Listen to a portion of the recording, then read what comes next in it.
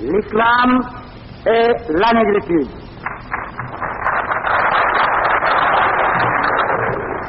Assalamu alaikum wa rahmatullahi ta'ala wa barakatuh. Bien que souffrant,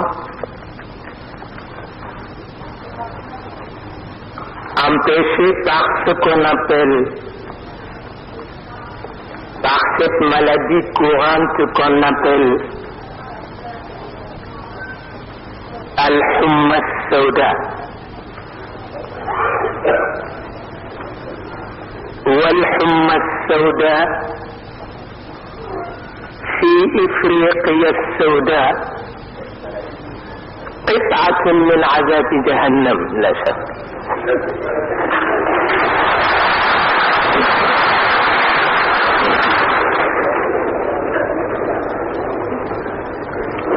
ولكن ولله الحمد الحياة كلها صحة ومرض. Et pourtant, j'ai suivi avec une attention religieuse.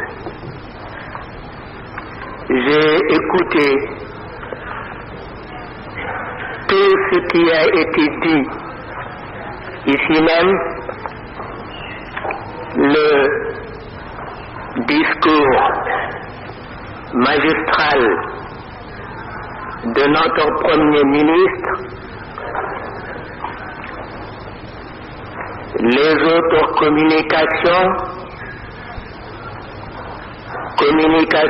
qui ont été faites par mes frères, mes amis,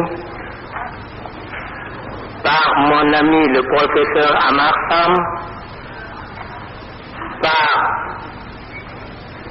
notre ambassadeur de cousin Moustapha Cissé, qui est en même temps le secrétaire général du mouvement, et par tous les autres. Aurais-je besoin d'ajouter quelque chose?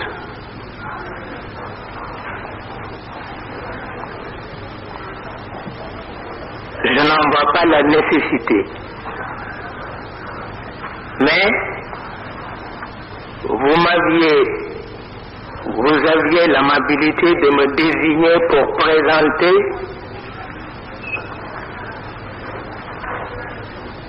l'islam et la négritude. Je crois que je vais m'efforcer de dire quelque chose dans ce genre. Si aujourd'hui, et comme toujours,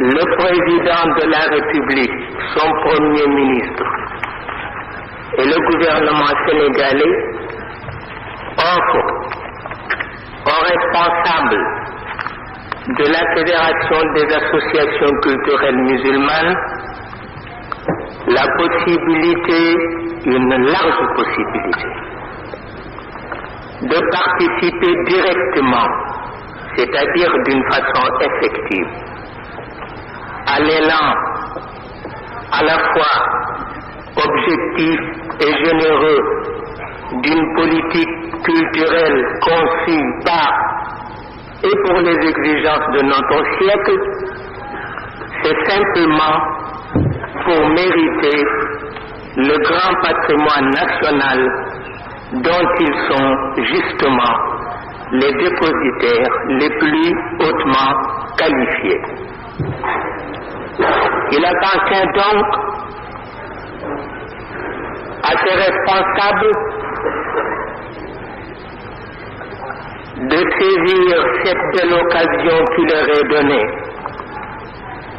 afin de mieux justifier leur présence, de mieux concrétiser leur appartenance à ce grand tout qu'est le Sénégal dans sa double vocation. Il leur appartient surtout de mériter la dignité d'une race et à travers elle, celle de toutes les autres races, de mériter la gloire d'une action et à travers elle, celle de toute autre tendance à réaliser l'unité de la grande famille qu'est l'humanité. Si la connaissance, si la reconnaissance s'identifie souvent avec la connaissance profonde des choses, force nous est de rendre hommage à ceux qui ont la redoutable mission de présider aux destinées de notre continent, à ceux-là même qui, inspirés par un souffle vertueux, œuvrent inlassablement pour le bien de tous. N'est-ce pas là la raison, une raison majeure qui nous encourage, qui nous a toujours encouragés à apporter notre contribution. Une contribution modeste peut-être, mais qui n'en demeure pas moins sincère et essentiellement militante. Contribution qui d'ailleurs a pour point de départ les liens unissant dans un impact idéo-religieux et l'islam et la négritude. Pourquoi l'islam? Pourquoi la négritude? L'on ne peut parler d'un événement historique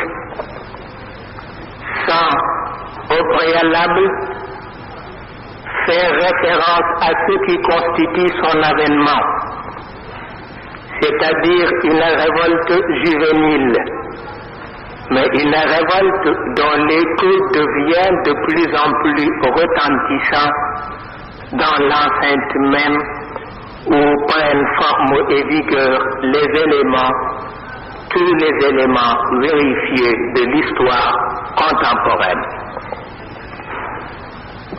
Il s'agit avant tout de rendre à César ce qui appartient à César et de dire ce que la négritude doit à ses apôtres. Cela signifie que de cette humeur maussade contenue dans un cri de révolte à la mise sur pied d'un système qui, comme tout autre système, va avoir et ses partisans et ses détracteurs, entre ceci et cela, il y a l'image des grands amants modernes, image qui, paradoxalement, nous est présentée par la voix de l'ancêtre. Il était une fois, c'est l'ancêtre qui parle, il était une fois un adolescent, parce que déçu, à la suite d'une cruelle désillusion, prenait la résolution de ne plus se comporter comme un simple instrument de servitude. Un adolescent dont l'amertume ne pouvait avoir d'égal que la franchise et parfois même l'acerbité d'un langage. Il s'appelait pour l'honneur et le bonheur de sa race Aimé Césaire. Il était une fois encore un garçon nommé Léon Damas qui, rendu soupçonneux par les artifices de sa nouvelle condition, se proposait de dresser l'inventaire d'un choix ou d'une existence, de toute une existence. Il était une fois enfin un étudiant noir s'installait dans la magie d'un verbe lui permettant d'opposer à toute intransigeance paternaliste un enthousiasme désarmant. Enthousiasme qui déjà semblait porter un nom plus que familier, celui de Léopold Sédar Senghor.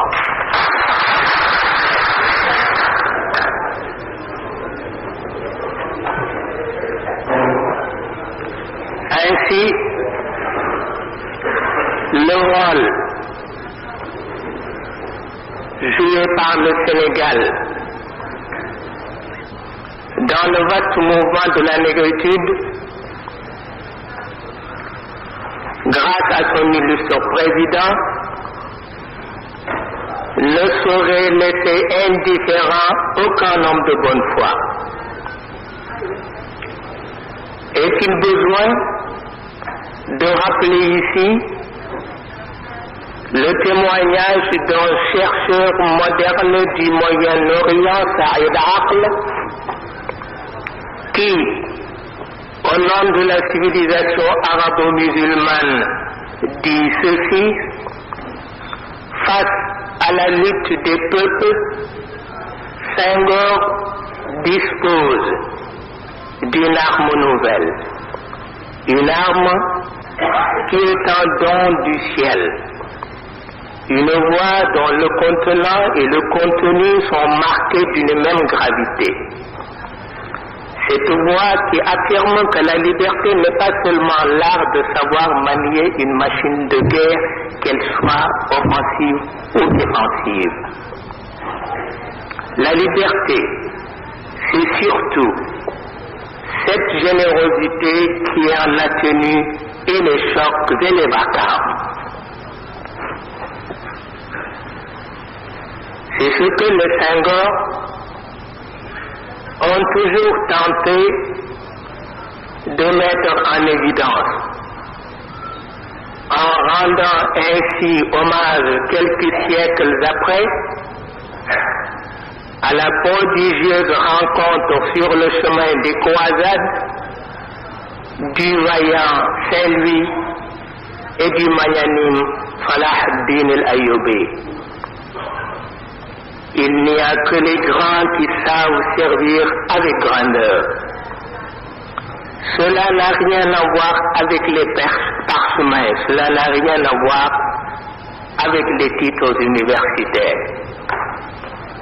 Il s'agit d'un message apporté à la suite d'une anomalie. L'histoire accepte tout sauf ce genre d'anomalie, dont l'astuce principale consiste justement à dénaturer ce qu'il y a de plus naturel dans la démarche des hommes, afin que le nègre cesse de faire figure de parent pauvre et que le colonisateur prenne un autre nom que celui de renégat. Il fallait cette tentative de réhabilitation et ce geste de bonne volonté qui, en commun accord avec les exigences historiques, devait fournir à l'un et à l'autre une matière à réflexion. Sûrement, un tel geste et une telle tentative sont très souvent de nature à susciter tant d'enthousiasme, mais aussi tant d'incompréhension, ce qui, dans toute entreprise humaine, est un signe de vitalité et même de baraka. En s'adressant au prophète de l'islam, Cheikh Ahmed Tijani dit ceci: ton chemin nous mène parfois à la cité du scandale, là où mon énergie devient débilité, où ma force devient source de calamité. c'est une façon de parler. L'on nous dit,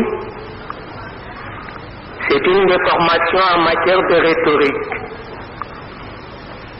une déformation en matière de rhétorique, une entorse analytique qui tient plus précisément à la mysticité. Mais quelqu'un l'a déjà affirmé quelque part, je ne sais qui, je ne sais où, il n'y a que les grands amants de l'histoire qui réussissent dans ce genre d'entreprise. Un grand penseur de l'islam l'a chanté, sa passion m'a habité, alors que j'ignorais tout de l'existence d'une passion. Elle a trouvé une âme vierge. Que pouvait-elle faire sinon d'étendre son empire, d'y attendre son empire?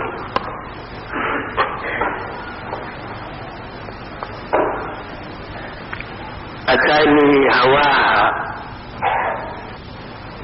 قبل أن أعرف الهوى وصادف قلبا خاليا فتمكن.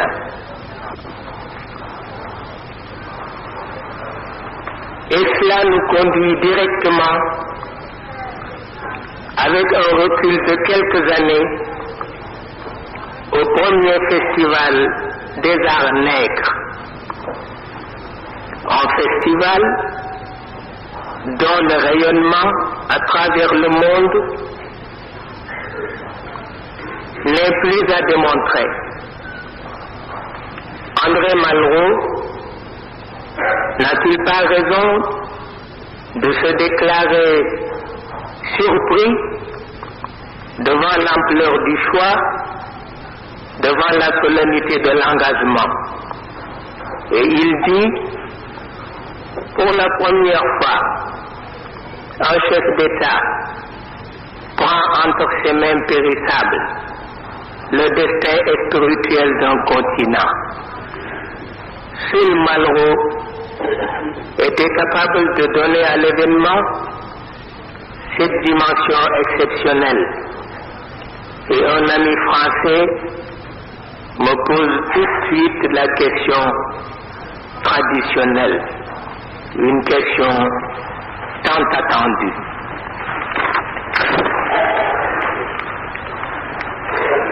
Quel est le mérite de Senghor et des Sénégalais en général dans tout cela? Un autre ami sénégalais répond à ma place. Le mérite de Senghor, c'est d'avoir tenté l'expérience. À quoi j'ajoute, le mérite de Senghor, c'est justement son audace. Mais, en dehors de cette expérience et de cette audace, il y a les autres aspects de la chose. Aspect politique, aspect culturel et aspect folklorique.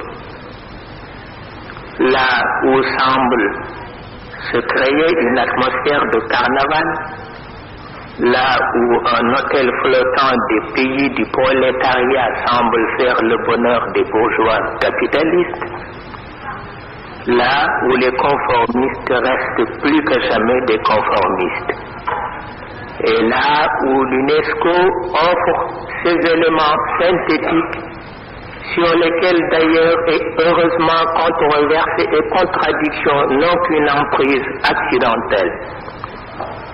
Mais le festival de Dakar, c'est surtout un tandem et une présence.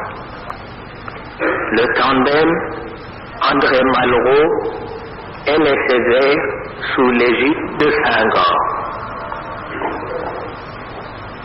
Ah, l'Europe des Blancs, l'Afrique des Noirs, et je ne sais quoi encore. Mais ce dont tout le monde est conscient, c'est que nous sommes trop occidentalisés pour contester à l'Occident son droit à un certain privilège.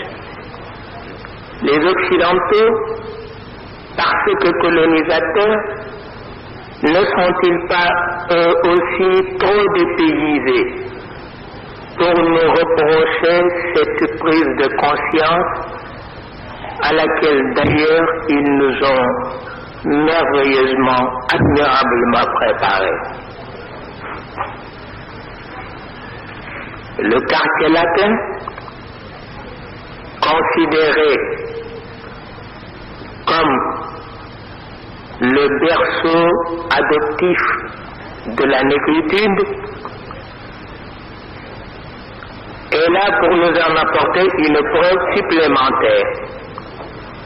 Là où les Sartres marchent côte à côte avec les nègres, afin que la devise républicaine ne soit clouée au pilori par les anti-républicains. Sans parler de la part active prise par les gouvernements occidentaux en vue de faciliter la réussite du festival. Senghor en a saisi la signification. Il en a déduit ceci, qu'il est plus que jamais opportun d'aider à la naissance d'une symbiose, celle des universalités, celle des vertus intercontinentales, avant que d'autres, peut-être bien intentionnés, mais qui semblent mal informés, en fassent un élément de discorde. Malraux l'a bien compris,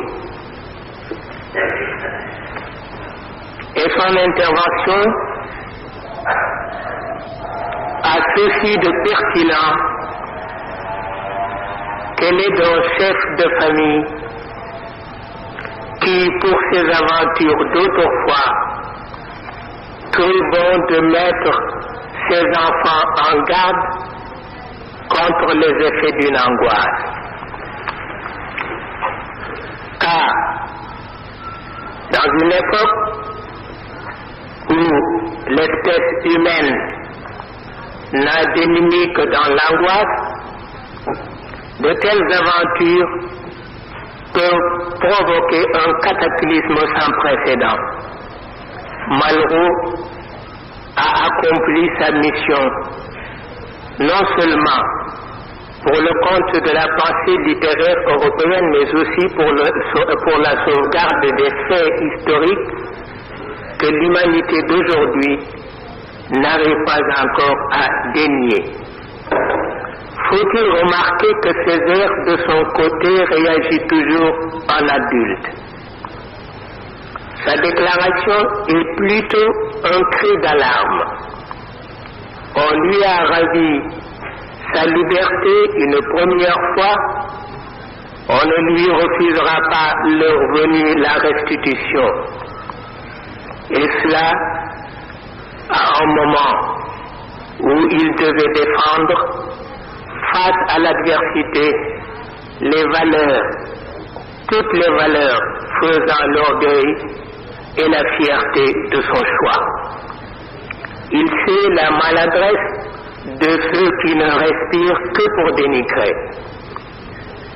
La négritude étant sa chose à lui, il supporterait mal qu'on en fasse un cercle vicieux où l'Afrique noire perdrait à jamais et son prestige et la saveur de son langage. Il était visiblement triste, il semblait avoir peur du nombre, celle de sa propre création. La bombe de la négritude, qui est sienne, vient d'être relancée à Dakar. Des hommes extrêmement audacieux se sont emparés de l'engin et ont eu le fond de procéder à une expérience d'envergure. Que se passera-t-il après? Y aura-t-il des morts, des infirmes, des travestis? Pourtant, le poète antillais est émerveillé dans sa pâleur et dans sa fureur, son calme était effrayant. C'est là une des caractéristiques des âmes de son espèce, des âmes craignant les méfaits d'une mauvaise langue, mais qui, par nécessité de découvrir et de créer, deviennent, comme par étourdissement, victimes de ceux pour la protection de qui elles agissent. Senghor, qui connaît l'un et l'autre, qui, par son esprit de synthèse, par son extraordinaire lucidité, se familiarise avec les situations les plus difficiles, Senghor ne pouvait faire autrement que d'évaluer ce qu'il y a de substantiel dans sa pensée et de contingent dans son action pour déterminer le comportement de l'un à l'égard de l'autre. Et il lance avec vigueur, mais sans fanatisme. Senghor n'a jamais été un fanatique. Il lance alors son fameux serment: je jure de voler à l'Europe les instruments de sa supériorité, ses machines bien sûr, mais surtout l'esprit de ces machines. Je veux dire sa raison discursive. Vous le voyez, l'histoire pardonne à l'idéaliste ce qu'elle ne saurait pardonner au médiateur. Elle exige de celui-ci une judicieuse impartialité, tandis qu'elle admet de celui-là ses interminables sautes d'humeur et son chauvinisme narcissique. Mais ce qui fait la singularité de notre temps, c'est que les situations y sont vite dépassées et que les attitudes y sont perpétuellement remises en cause. Notre monde se trouve sur une pente, me dit un penseur français. C'est là l'élasticité, c'est-à-dire l'aspect conciliant de l'action senghorienne. De tous les apôtres de la négritude, Senghor reste le plus souple.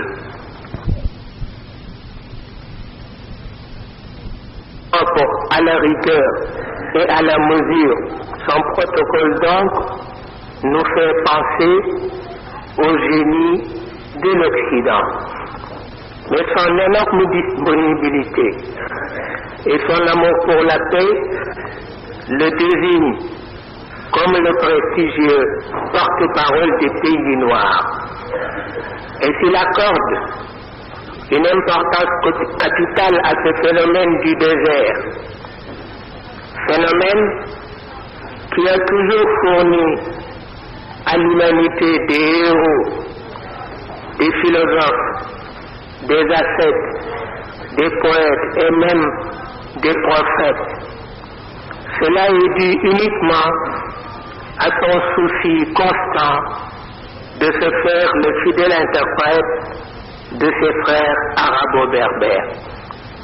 Senghor qui, avec ses amis, a créé le mot, sinon le concept de la négritude, ne pouvait pas ne pas concevoir avec bonheur ce dépassement qui caractérise notre siècle. Et cela pour permettre à notre pays, à notre continent, d'être au moins pour quelque chose dans la vulgarisation des principes dont se réclame la philosophie des complémentarités. D'où le sens, un sens supérieur que les uns et les autres appliquent au terme du dialogue.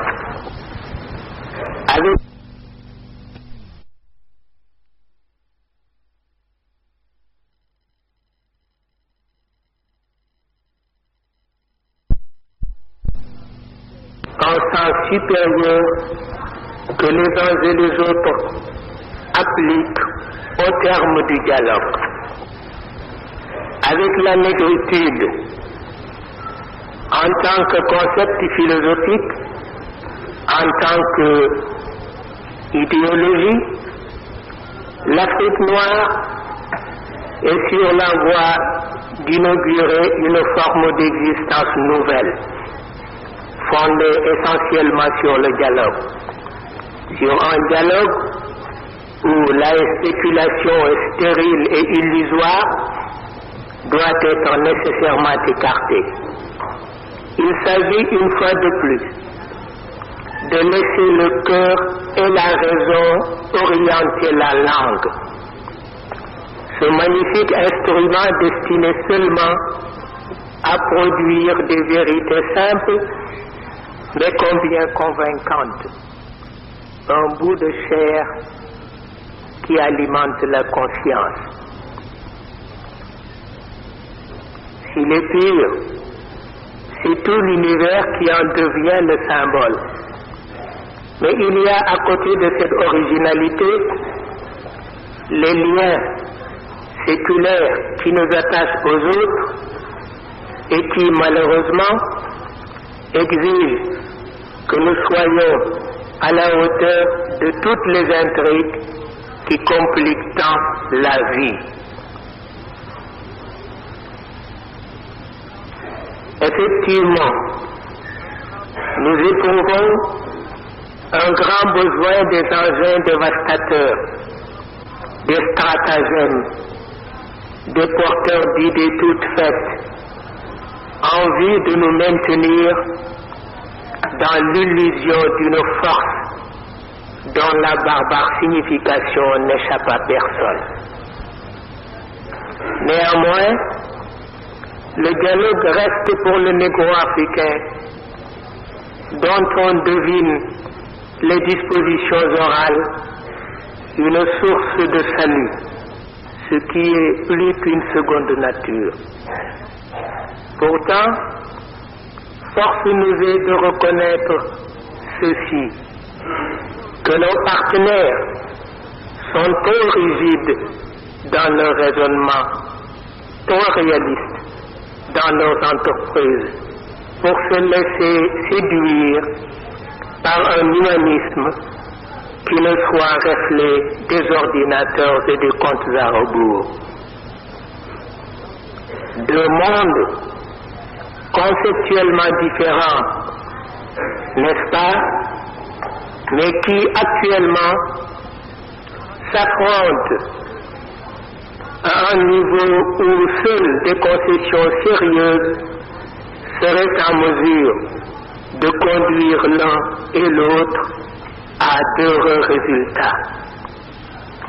Ni l'authenticité dans sa forme primitive, ni le progressisme déshumanisant ne sauraient y apporter une solution convenable. Ne serait-il pas dangereux pour l'humanité de cautionner le triomphe de la bêtise?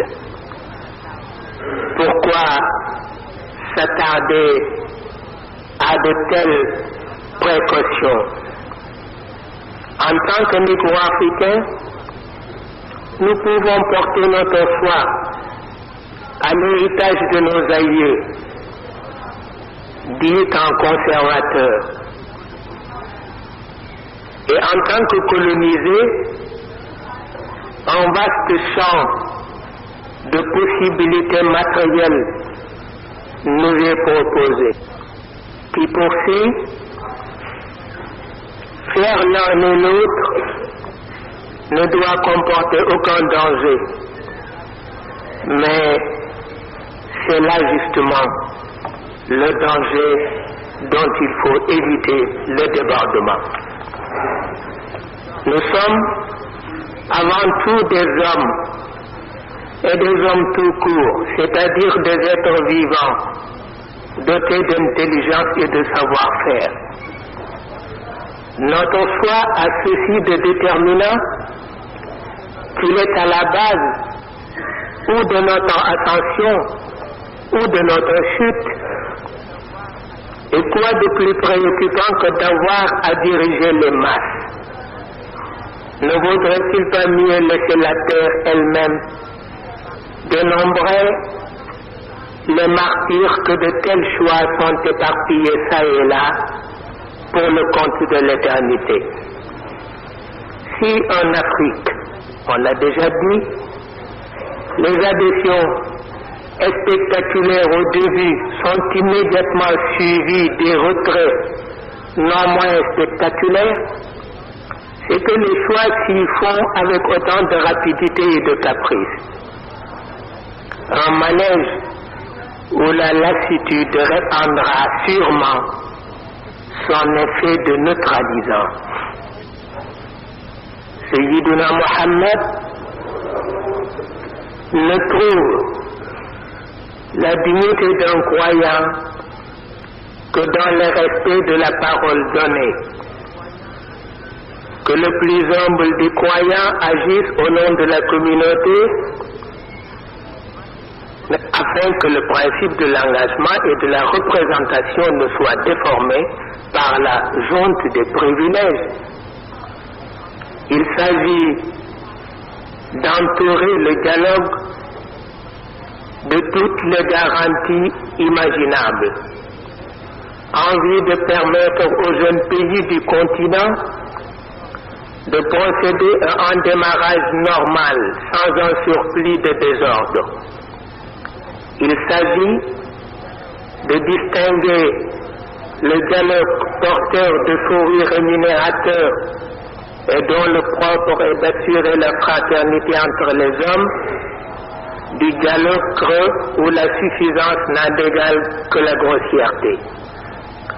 Un sage l'a dit à un homme d'action, même ta colère m'inspire confiance. Cela signifie que même dans la colère, on sent les jeux d'équilibre qui font qu'un homme reste au fond de lui-même juste et grand.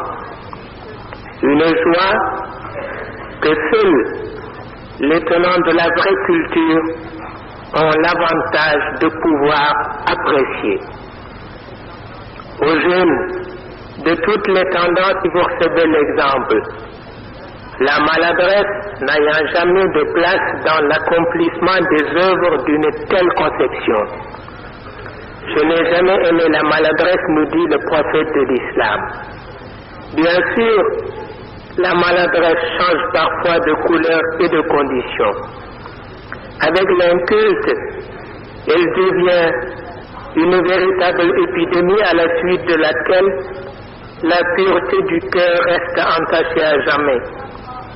Avec les faux intellectuels, c'est l'éternel grondement et des théories sans fondement et des jugements sans valeur.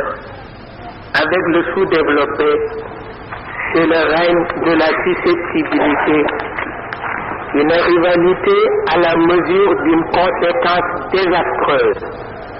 Avec le paternaliste, c'est le classique divisé pour mieux anéantir. C'est n'entendre opérer que pour le compte d'une animalité décelée dans le comportement de certains civilisateurs. Ce que j'appelle la maladresse ici, c'est là une crise dont les répercussions sont beaucoup plus dangereuses que celles de l'apartheid et des guerres coloniales.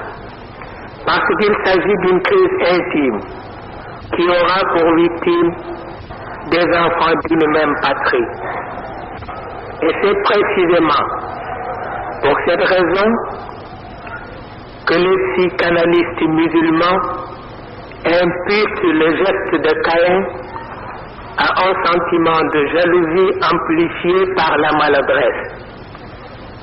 Si l'on en considère les facteurs évolutifs, l'action de la jeunesse ne saurait s'armer d'une patience analogue à celle des pionniers, la marche du temps ayant été pour ceux-ci ce qu'elle ne pouvait plus être pour cela. Mais à tout seigneur, tout honneur, les pionniers n'ont jamais joui que d'un seul avantage, celui de rester sages durant leur séjour dans les établissements scolaires, alors que les jeunes d'aujourd'hui pulvérisent dans certains pays tous les records d'achat et d'amusement, ce qui justement leur confère le devoir de se montrer raisonnable, et cela dans le sens réaliste du terme. Tout autre bouleversement est synonyme de confusion et même de dégénérescence. Cependant, les jeunes sont là pour vivre la plus belle et la plus magnifique expérience que la nature puisse réserver à un élément de la société. Une expérience qui s'appelle la relève. Être à la fois jeune et responsable, c'est là un don que seule une générosité providentielle est en mesure de mettre à la portée d'un homme. Mahomet, Sayyiduna Muhammad, en a fait la description quand les vétérans, ses vieux compagnons, se sont soulevés contre la désignation de Oussama ibn Zayd, un garçon de 20 ans, comme chef d'une imposante expédition organisée quelques semaines avant la mort du prophète, parce qu'ils se disent des vétérans que l'envoyé de Dieu se voit dans l'obligation de leur trouver des héritiers. Un vieux adage sénégalais l'a confirmé. Écartez votre enfant de ce qui lui est destiné par la nature, vous connaîtrez alors la plus affreuse des morts. Mais qui dit relève dit un certain sens de continuité. Établir un dialogue permanent non seulement avec les vivants mais aussi avec les morts. Tuer les morts, c'est perdre les dernières chances de sa survie. Si les marionnettes s'agitent à travers les cordes au bout desquelles elles sont tristement suspendues, les hommes, eux, ne se sentent en sécurité qu'en resserrant les liens sacrés qui les attachent à leur mort. Avec les uns, cela tient à une volonté purement et simplement humaine. Avec les autres, c'est un signe évident de la puissance des dieux. Sans point de référence, les géants de la terre deviendraient de piètres larves écrasées sous la montagne des incertitudes. Loin d'être un culte, cette reconnaissance se situe au-delà de tout éclat d'une cérémonie mortuaire. Nos morts sont trop majestueux dans leur demeure, trop fiers dans leurs conditions d'autotombe pour s'accommoder de nos maladresses et de nos improvisations.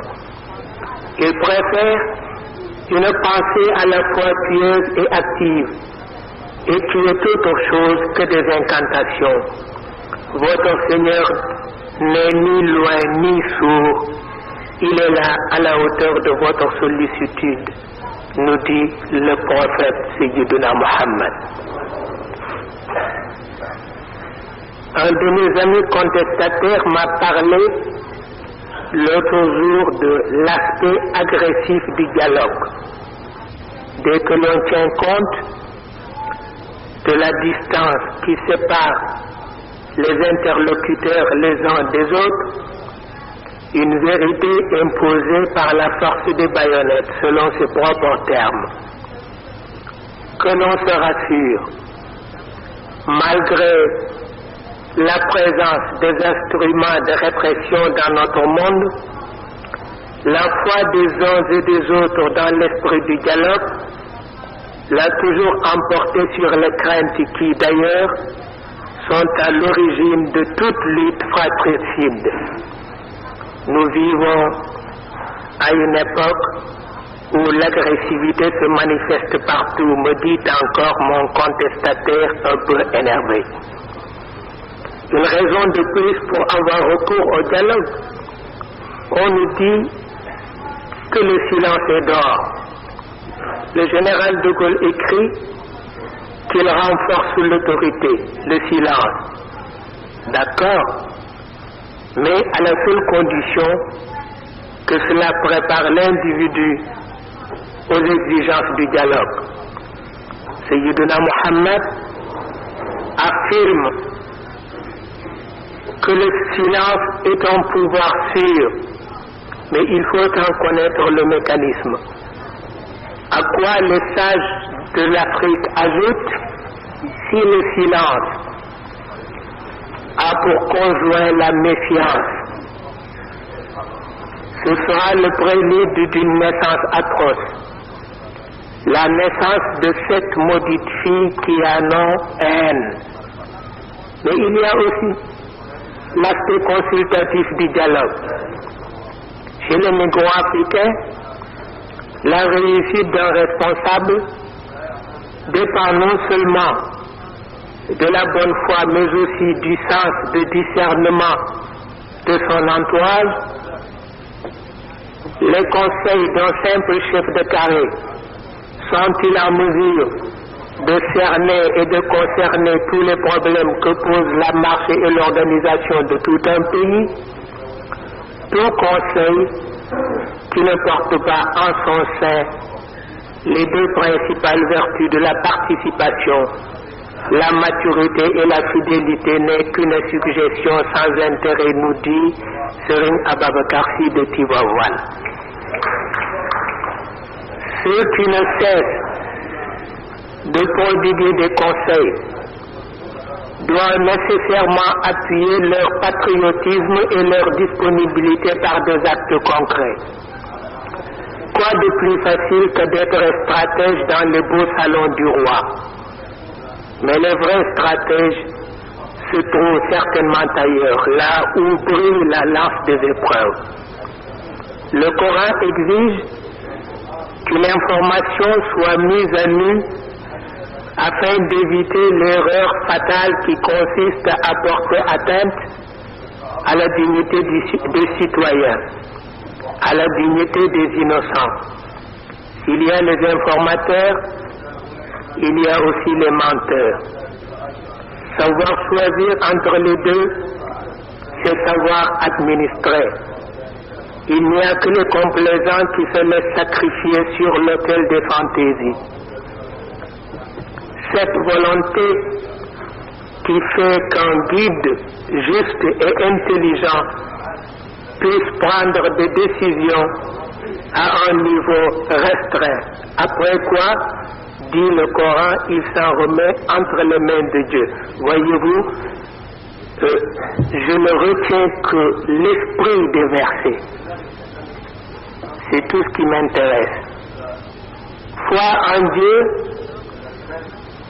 foi dans le dialogue et dans une action mûrie et organisée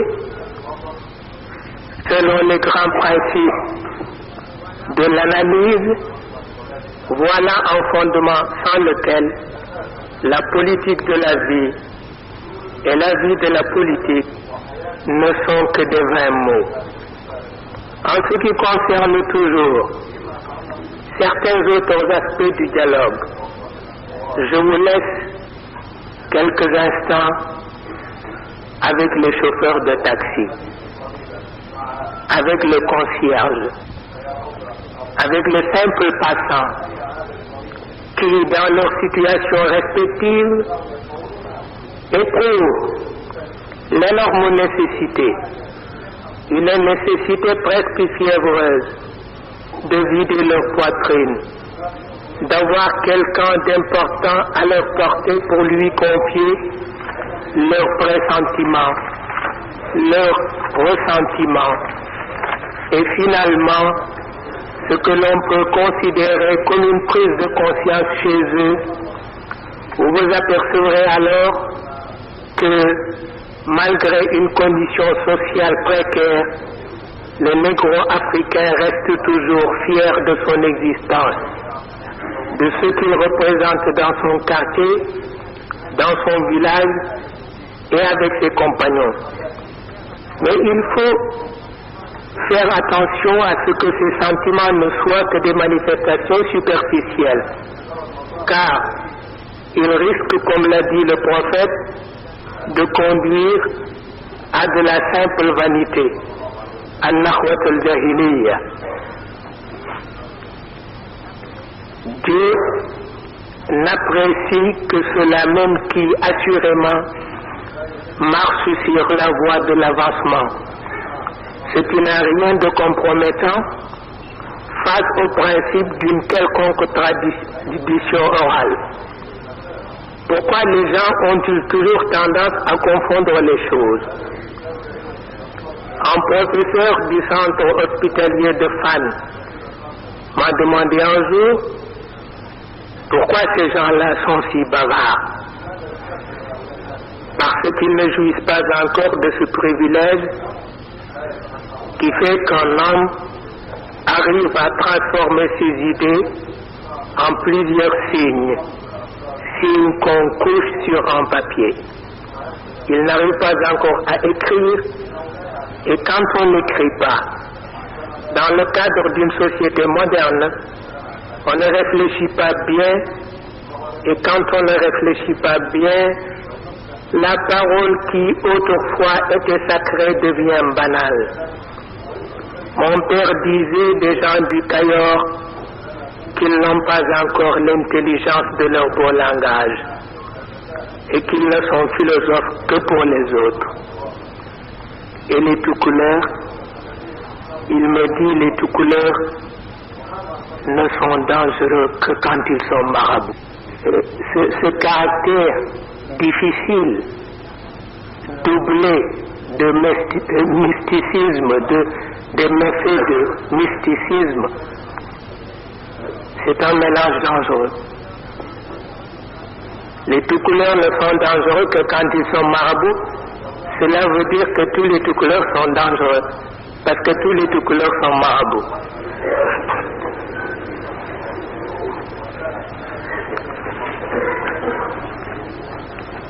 Et les sérères, ils méditent un peu pour répondre finalement.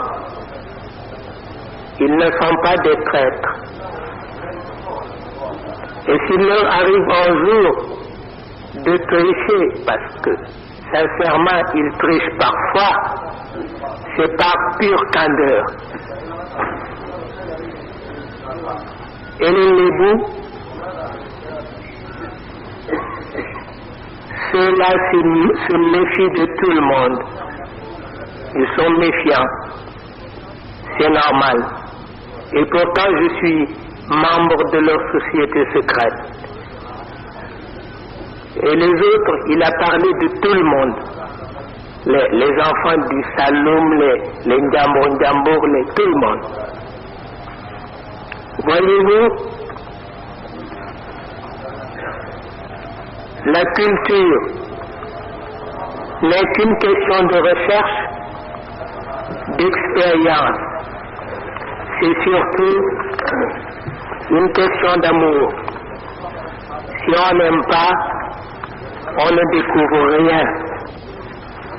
Si la plupart des théoriciens insistent sur l'opportunité de procurer au dialogue la place qui de droit lui revient dans le concert des grandes philosophies, il n'en est pas moins pressant d'assurer à toute valeur une audience universelle, en lui donnant ainsi un contenu nécessairement reconnu par tous,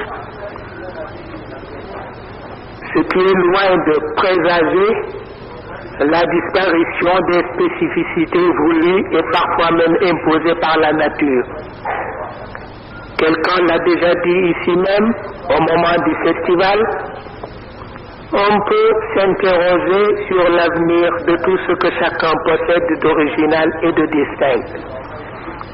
Mais Face à cette particularité, il y a l'élan universaliste des valeurs, dont la tendance dominante est de vouloir emporter avec lui, et les digues et les barrières qui ont toujours maintenu la spécificité dans son cadre initial.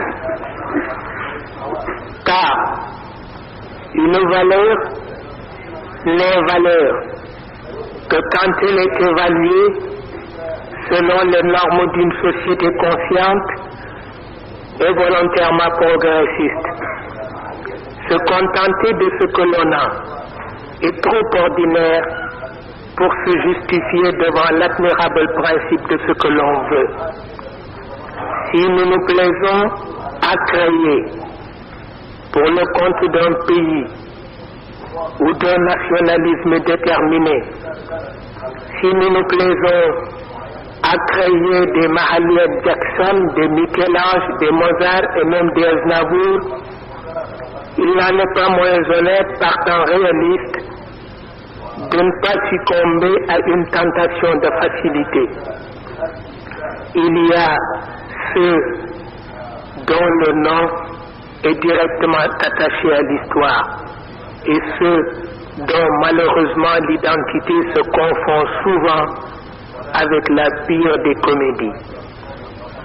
Il ne suffit pas de créer comme un forcené pour être l'émule, le prolongement ouest-africain d'un James Brown. Au moment où les arts atteignent un sommet digne de la race humaine, il serait vraiment catastrophique d'en faire, au nom de la négritude, un élément de recul. Parfois, et pour alléger le poids de mon inquiétude, je préfère purement et simplement m'abstenir quand il y a présentation de certains films